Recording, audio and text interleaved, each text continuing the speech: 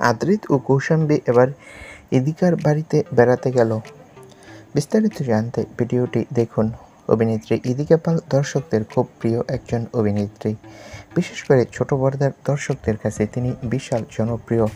কপালকুণ্ডলা, বেদের মেয়ে, জ্যোৎস্না, রিমলি, পিরুর মতো একাধিক ধারাবাহিকে অভিনয় করে প্রশংসা পেয়েছে। তবে সাকিব খানের সাথে প্রিয়তমা সিনেমার মাধ্যমে দর্শকদের মন আলাদা করে জিতে নিয়েছে। প্রিয়তমা ছবির মাধ্যমেই জনপ্রিয়তার তুঙ্গে যায় এই অভিনেত্রী। তবে গতকাল আদ্রিত ও কৌশাম্বীকে দেখা গেল ইদিকার বাড়িতে। আসলে বিয়ের পর আদ্রিত ও কৌশাম্বীকে নিমন্ত্রণ করে খাইয়েছে আদ্রিতের বিশ্বস্ত এই সহ অভিনেত্রী। ইদিকা ও আদ্রিতকে একসাথে দেখা না গেলেও তাদের ভালো বন্ধুত্ব রয়েছে, আর তাই আদ্রিত কৌশাম্বী ইদিকার বাড়িতে গিয়েছিল। তো বন্ধুরা, এই বিষয়ে তোমাদের মন্তব্য কি কমেন্ট করে জানাও।